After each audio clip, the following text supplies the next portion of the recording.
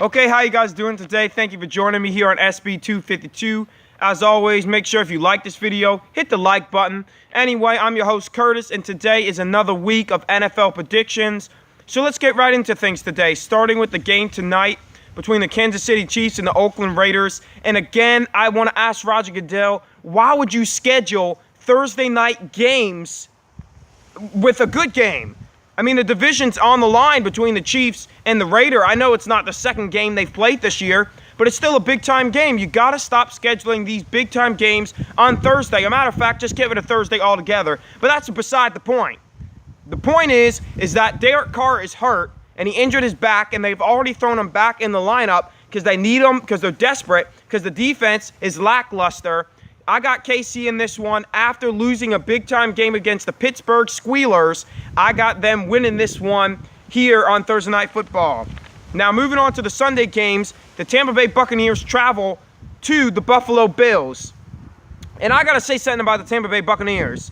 Dirk Cutter, the head coach, is terrible, okay? He's a man I've actually met. We went to Buccaneers practice a few months ago, but I have to be honest, he's a terrible coach, despite me meeting him. We filmed that on this channel for you guys. You can go check that out, how we met the coach, met a couple players, met Jameis Winston. But anyway, this coach, he's too hyper, okay? And Winston is the type of guy that he plays the game like it's a high school game, like he's playing high school football.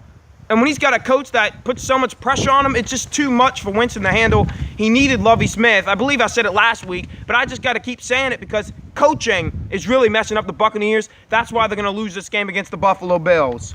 You got the Carolina Panthers and the Chicago Bears. Obviously, the Carolina Panthers lost last week to the Philadelphia Eagles on Thursday Night Football. Chicago Bears came up with an upset victory against my Baltimore Ravens. The Bears won't do it again. It was a little fool's gold for them. They're not a good football team. They're 2-4 on the year. Carolina has a week and a half to prepare, get themselves ready. They'll win in the Windy City. We got the next game right here, the Tennessee Titans at the Cleveland Browns.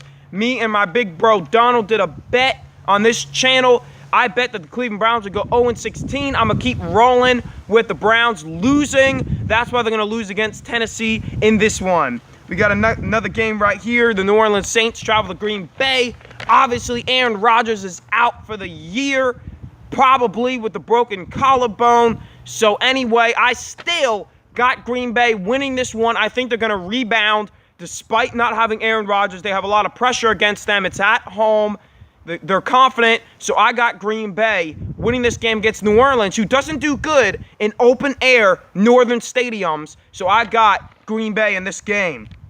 Next game, we got Jacksonville at Indianapolis. Not much to talk about here.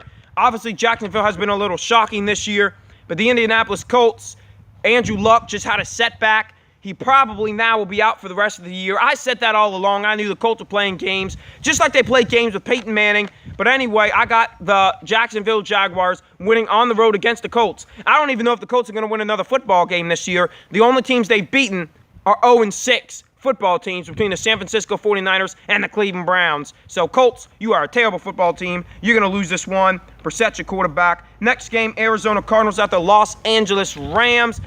But this one's in London, and Adrian Peterson's going to London for the second straight time this season. All day we'll make a trip there, and all day we'll win in London this time, just like he did last time. I got the Cardinals winning this game. They have a little bit of momentum going right now with AP in the lineup. Not saying they're a good football team, but they got a little momentum going, so I got them. Next game, we got the New York Jets at the Miami Dolphins. The New York Jets have a little firepower this year, shockingly. So I'm just going to go with the New York Jets in this one. I'm going to roll with the New York Jets. Obviously, Miami Dolphins are week to week. I can't go with Jay Cutler. I'm not confident enough in him. So I got the New York Jets in this one. Next game, Baltimore at Minnesota. My Ravens, man. My Ravens. I got to go with the Minnesota Vikings. I can't go with the Baltimore Ravens in this one. Our offense is just not good enough. Our defense has not been up to par lately.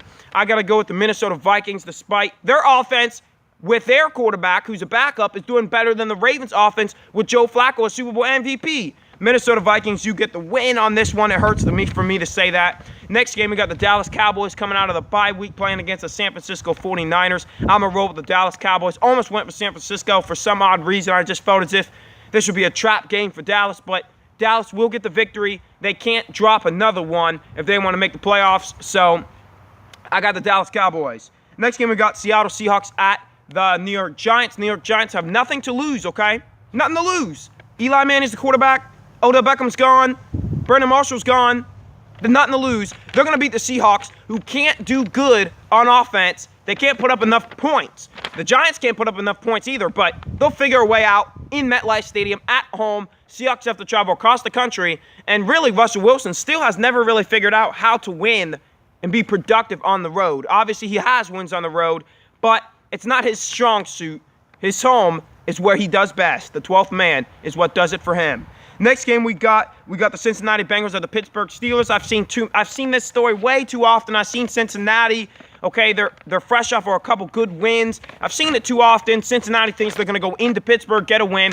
Never going to do it with Andy Dalton. Pittsburgh Steelers get the win in this one. Next game, we got Denver Broncos at the Los Angeles Chargers. Almost went with Los Angeles Charger. Simeon's week to week. This time, Simeon does a little better performance. Denver gets the win. Sunday Night Football, the Atlanta Falcons at the New England Patriots. Atlanta Falcons will get this one done in an upset. Is it really an upset, though? I mean, New England has been lackluster on defense this year. I think New England will lose their third game at home this season. Arizona, why do I keep saying Arizona?